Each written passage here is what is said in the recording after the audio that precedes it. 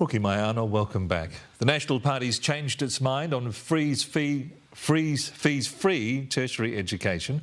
It won't abolish it if they're elected to government. That's despite its Wellington Central candidates calling it a poorly devised policy and suggesting it should be means-tested. Political reporter Lloyd Burr has more. A school visit in Rotorua for the Education Minister, celebrating free lunches and announcing free support for new tertiary students. We know that there has been a lower rate of success or completion rates in those groups. We need to turn that around. It's $10 million for support services, like ensuring disadvantaged students actually attend their courses which are currently fees-free for the first year. I think fees-free is a good policy. And now the National Party thinks so too. Fees-free. Is that going to stay with National? Yes. It's a change in heart for the Nats. In 2017, they mocked the policy. They'll be able to do diplomas in golf tournaments, skydiving, homeopathy. In 2019, they blasted it.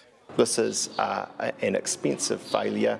And in 2020, they promised to axe it. National will not have the fees-free fast that we've seen, which has cost us, I think it's around $300 million of money, and with fewer people actually ending up doing tertiary education. Which isn't wrong. It hasn't seen more disadvantaged New Zealanders go into tertiary study like Labour promised 6 years ago. It's actually done the opposite.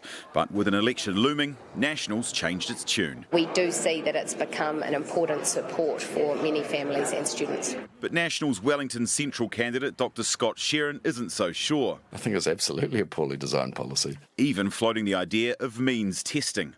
I mean, you're going to end up earning $2 million a year. You know, if you get a student loan and, you don't get the support, you don't get the fees, first year fees free, is it really such a problem? His deputy leader shutting it down quickly. That's not in our consideration. I'm never going to take anything off the table, but that is not something that I have looked into or even thought about at this point. So it appears fees free is free from being a political football at this election, even though it's not doing what it's meant to do, which is getting more people into tertiary education. Lloyd Burr, Newshub.